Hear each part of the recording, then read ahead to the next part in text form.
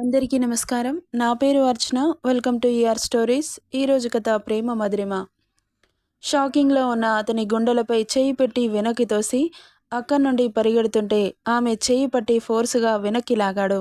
అంత ఫోర్సుగా లాగేసరికి ఆమె మెత్తటి పరువాలు అతని ఛాతికి తగిలి ఇద్దరిలో వేల ప్రకంపనలు. ఏ హీరోయిన్ ఫిజిక్ కూడా ఆమెలా ఉండదేమో అనిపించింది అతనికి. మొదటిసారి అంత పర్ఫెక్ట్ స్ట్రక్చర్ చూస్తున్నాడు. ఎంత అందమైన అమ్మాయిలని చూసినా చెదరని గుండె ఆమె ఫిజిక్కి కళ్ళు పేలిపోతాయేమో అన్నంతలా గుడ్లు పెద్దవి చేసి అలా చూస్తూ ఆమె నడుం పట్టి మరింత దగ్గరగా అదుముకుంటూ డస్కీ అన్నాడు హస్కీగా. అతని పిలుపుకి గుడ్లు పెద్దవి చేసింది. ఎందుకో తెలీదు, ఆమె గుండెల్లో అలజడి ఏదైతే తెలియకూడదు అనుకుందో అది అతనికి తెలిసింది. ఇప్పుడు పరిణామాలు ఎలా ఉంటాయా అని టెన్షన్గా ఉంది. ఎలా కవర్ చేయాలి అని ఆలోచిస్తుండగా అతని చేతులు ఎక్కడెక్కడో తడుముతుంటే అప్పుడు ఈ లోకంలోకి వచ్చింది. అతనికి డౌట్ రాలేదా, లేక ఆమె మాయలో ఉన్నాడా? అర్థం కాలేదు ఆమెకి. మొదటిసారి దక్ష్ బ్రెయిన్ మొత్తం మత్తు కమ్మేసింది. ఆమె అందానికి దాసుడయ్యి ఆమెను ఏదేదో చేయాలనిపిస్తుంటే అతని చేతులు ఆమె ఎత్తుపల్లాలని కొలుస్తున్నాయి. ఎంత కంట్రోల్ చేసుకుందామని ట్రై చేసినా ఆమె వల్ల అవ్వట్లేదు. అతని స్పర్శకి మైకం కమ్మేస్తోంది. న్యూడ్గా ఉన్న అతని వీపుని గట్టిగా చుట్టేసింది డస్కీ. ఆమె అలా హత్తుకోగానే ఉరకలు వేస్తున్న అతని కోరికలు మరింత పెరగడంతో ఆమె ఒంటి మీద బాటం కూడా మెల్లగా వేరవుతుంటే గబుక్కున ఇహలోకి వచ్చి కళ్ళు తెరిచి ఎదురుగా ఉన్న దక్ష్ని చూడగానే ఆమె గుండెల్లో రైళ్లు పరిగెడుతున్నాయి. ఇప్పుడు అతన్ని ఆపేంత శక్తి ఆమెకుందా అనిపించింది. అంత కోరికతో ఉన్నాడు. మొదటిసారి అతనిలో అంత మోహం ఎప్పుడూ లేదు. ఆమె బలాన్నంతా కూడగట్టుకొని అతన్ని వెనక్కి తోసి ఆ రూమ్ నుండి బెడ్రూమ్లోకి వచ్చేసింది. మొద్దుబారిపోయిన బ్రెయిన్ ఒక్కసారిగా కాన్షియస్లోకి రాగానే ఇప్పుడేం జరిగింది అన్న ఆలోచన రాగానే అతని పిడికిలి బిగుసుకొని గోడకి గట్టిగా ఒక పంచు పడింది. అతని కోపం దాటికి వాష్రూమ్లో ఉన్న టైల్స్ బ్రేక్ అయ్యాయి. ఏ అమ్మాయిని టచ్ చేసినా అంతవరకు ఎప్పుడూ వెళ్ళలేదు అతను. ఇప్పుడు మాత్రం వెళ్ళాలనిపిస్తోంది. కోరికలు కూడా అంతే స్ట్రాంగ్ అవుతున్నాయి. మాట వినట్లేదు. కంట్రోల్ చేసుకోవడం అతని వల్ల అవ్వట్లేదు. దక్షితని టచ్ చేసిన ప్రతిసారి అతనిలో ఫీలింగ్స్ అలాగే వస్తున్నాయి. అతనికి కూడా ఎందుకో అర్థం కావట్లేదు.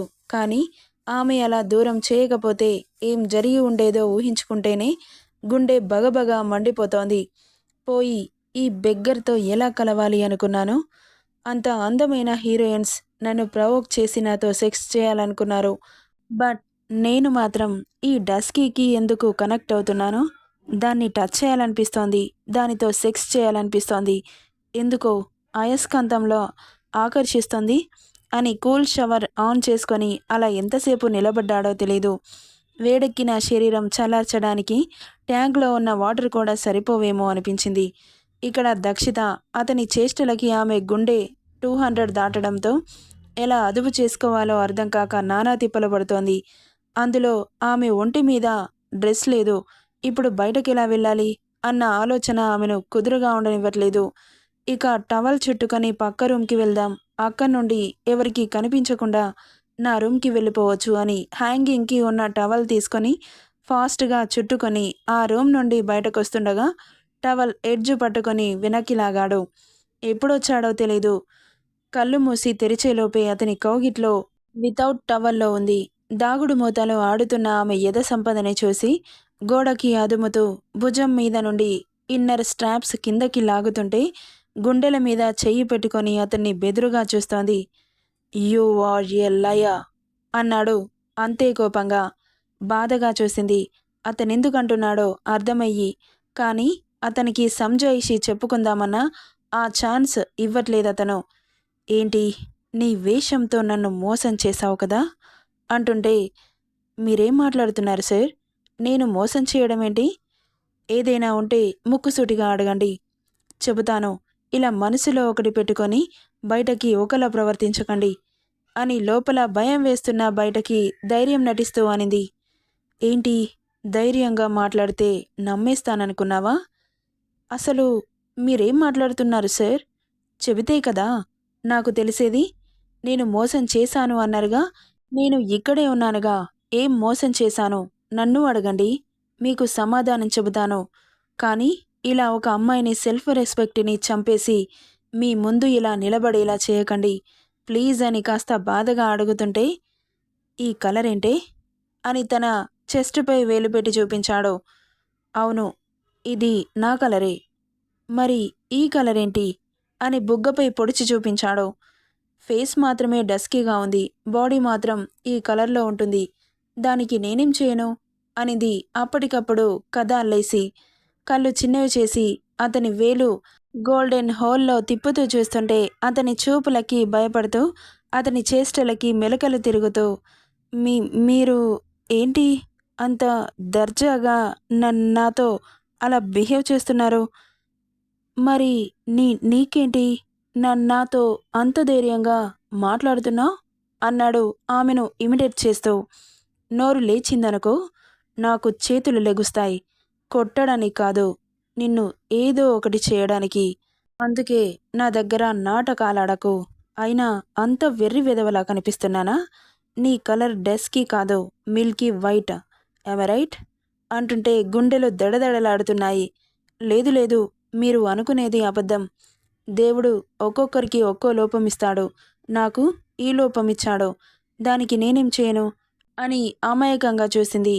నిజంగా చెబుతున్నావా అన్నట్లుగా చూశాడు. నిజం సార్, నా మీద ఒట్టు అని ఆమె తల మీద చెయ్యి వేసుకుంటుండగా ఆ చేతిని గోడకి అదిమి, నువ్వు ఏ కలర్ అయితే నాకే, తొక్కలో కలర్. నువ్వు నా దగ్గర ఇంకో 8 months ఉండాలి. తర్వాత నీ అంతలో నువ్వు ఇంట్లో నుండి వెళ్ళిపోవాలి.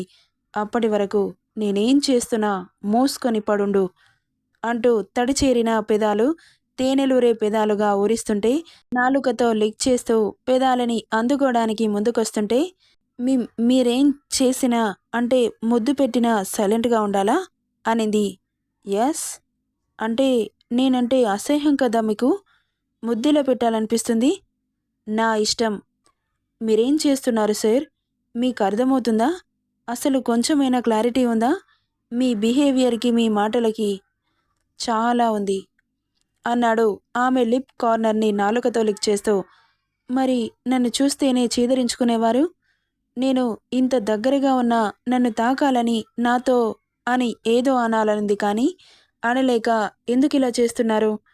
నా ఇష్టం, నాకు ఎలా అనిపిస్తే అలా చేస్తాను. అడిగే రైట్స్ నీకు లేవు అంటూ ఆమె జుట్టు పట్టుకొని ఆమె హెడ్ని వెనక్కి బెండ్ చేసి చాలాసేపటి నుండి ఊరిస్తున్న పెదాలను అందుకున్నాడు. అతని ముద్దుకి ఊపిరాడకపోతుంటే పెనుగులాడుతోంది.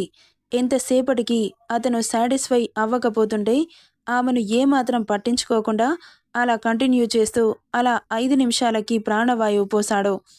ఏంటి ఇలాగే వెళ్ళిపోయి నీ అందాన్ని అందరికీ చూపించాలి అనుకుంటున్నావా? ఆల్రెడీ నిన్న ఒకరిని పడేశావు. ఈరోజు ఎవరిని పడేద్దామనుకుంటున్నావు అంటున్న అతని చెంపపై లాగిపెట్టి పీకింది. Mind your words. మీరు అనుకునే అమ్మాయిలు బయట చాలామంది ఉంటారు, కానీ నేను అలాంటి దాన్ని కాదు. అలా అనుకునేదాన్నే అయితే మీతో పడుకొని చాలా రోజులై ఉండేది. నా లిమిట్స్ నాకు తెలుసు. మిమ్మల్ని ఎప్పుడు ప్రవోక్ చేయాలని నేను అనుకోలేదు. నన్ను కావాలని హర్ట్ చేయాలని అలా మాట్లాడుతున్నారు. ఆ విషయం నాకు తెలుసు. నా క్యారెక్టర్ ఎలాంటిదో మీ మనసుకు తెలుసు. అయినా కానీ ఇలా మాట్లాడి నన్ను బాధ పెట్టాలని చూస్తున్నారు. నన్నే కొడతావా అన్నాడు ఒకలాగా చూస్తూ, ఆమె మాటలు మధ్యలోనే ఆపేస్తూ.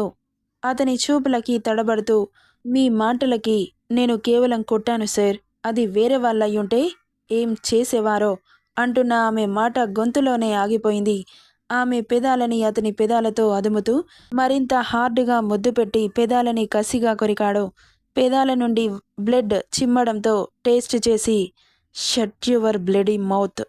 నా ముందు నోరు తెరిచి మాట్లాడితే నీ బ్రతుకు ఏమవుతుందో నీ ఊహ కూడా అందదు. పక్కన ఎవడు మాట్లాడినా వాడికి ఆ ఛాన్స్ కూడా ఇవ్వడానికి వీల్లేదు. నువ్వు నాతో తప్ప ఎవరితో కనిపించినా అక్కడే అడ్డంగా నరికేస్తా. ఏంటే నోరు లెగుస్తుంది? ఊరుకుంటున్నాను కదా అని.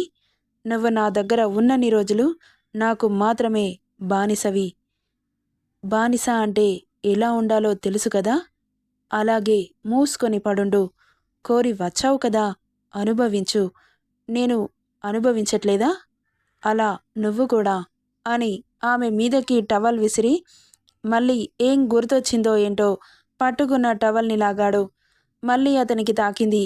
ఆమె నడుం చుట్టూ చేతులు వేసి ఎత్తైన శిఖరాల మధ్య వాటర్ డ్రాప్ చాలాసేపటి నుండి అతన్ని ప్రవోక్ చేస్తుందేమో నాలుకతో లిక్ చేసి ఎదమీద పళ్ళు దింపాడు. అతని సున్నితమైన నాలుక సున్నితమైన ప్లేస్లో తగిలి ఒళ్ళు పరవశించిపోతే అతని పంటిఘాటుకి క్షణంలో తీయని బాధని కూడా ఇచ్చింది. ఆమెను అలా వదిలేసి అక్కడి నుండి వెళ్ళి డ్రెస్ వేసుకొని ఆమె మీదకి అతని డ్రెస్ విసిరి ఆ రూమ్ నుండి బయటకెళ్ళిపోయాడు. అతని విచిత్ర ప్రవర్తనకి నోరు తెరుచుకొని చూస్తూ త్వరగా డ్రెస్ వేసుకొని ఆమె రూమ్కి వెళ్ళిపోయింది. ఇక ఆమె రెడీ అయ్యి డైనింగ్ హాల్లోకి వచ్చేసరికి ముగ్గురు మాట్లాడుకుంటూ కనిపించారు. అప్పటి వరకు సునామీ వచ్చిపోయినట్లుగా అనిపిస్తుంటే గుండెల మీద చెయ్యి వేసుకొని ఉఫ్ అంటూ దగ్గరికెళ్ళింది. ఉబ్బిన పెదాలని వాళ్ళకి ఎలా చూపించాలో అర్థం కాకపోతుంటే ఫేస్కి చెయ్యి అడ్డం పెట్టుకొని వాళ్ళని చూస్తూ ఉంది. ఇంతకు ముందు ఏం జరగనట్లు బాలాజీ తాతయ్యతో మాట్లాడుతున్న దక్ష్ ప్రవర్తనకి బుర్ర గిర్రున తిరుగుతుంటే తల విదిల్చుకొని వాళ్ళకి వడ్డిస్తోంది. మా కోసం ఇన్ని వెరైటీస్ చేశావామా? ఆహా, నీ చేతి వంటతో ఈరోజు ఒక పట్టు పట్టాల్సిందే అనుకుంటూ గోంగూర mutton curry, chicken fry, prawns biryani, చేపల పులుసు, ఫిష్ ఫ్రై ఇంకా చాలా రకాల ఐటమ్స్తో డైనింగ్ టేబుల్ గుమగుమలాడిపోతుంటే ఒక పట్టు పట్టాడు బల్దేవ్ గారు. ఇక ఒక్కో ముద్ద అమృతంలాగా అనిపిస్తుంటే ఒక్కో ముద్దని ఆస్వాదిస్తూ ఉన్న ఆ ఇద్దరిని కళ్ళు చిట్లించి చూశాడు దక్ష్.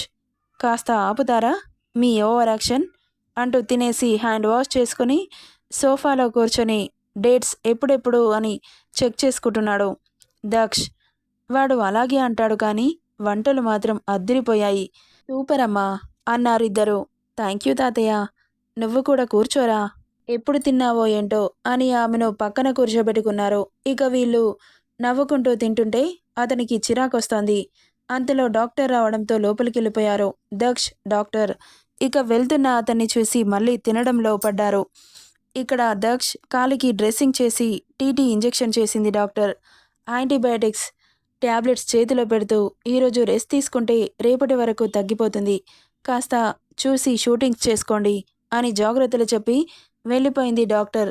దక్షిత, ఇక నీ బావ మెల్లిగా మారుతున్నాడు, కానీ తండ్రి గురించిన నిజస్వరూపం ఎప్పుడు తెలుస్తుందో ఏంటో. తల్లిని ఇంకా ఎన్ని రోజులు దూరం పెడతాడో అదే నాకు బాధగా ఉంది తాతయ్య. అక్కడ మీ అత్త ఆరోగ్యం క్షీణిస్తోంది. రేపు బాంబేకి తీసుకుని వస్తున్నాడు మీ అన్న రణదేవ్ అంటున్న బల్దేవ్ గారి మాటలకి గుడ్లు పెద్దవి చేసుకొని మీరేం మాట్లాడుతున్నారు తాతయ్య? ఈ సిచ్యువేషన్లో వాళ్ళు ఇక్కడికి వస్తే ఎంత ప్రమాదం? అసలే మావయ్య ఛాన్స్ దొరికితే వాళ్ళని చంపేద్దామా అని చూస్తున్నాడు. నువ్వు కంగారు పడకమ్మా, అంతా నేను చూసుకుంటాను. వాళ్ళ మీద ఈగ కూడా వాళ్ళనివ్వను. ఏమో తాతయ్య, నాకు భయంగా ఉంది. మరి మీ అత్త ఆరోగ్యం బాగవ్వాలి అంటే పెద్ద హాస్పిటల్లో చూపించక తప్పదు అన్నాడు. కానీ ఆమెకు టెన్షన్ మొదలైంది. నెక్స్ట్ పార్ట్లో ఏం జరుగుతుందో చూద్దాం. ఈ స్టోరీ ఎలా ఉందో కామెంట్ చేయండి guys. Thank you for listening.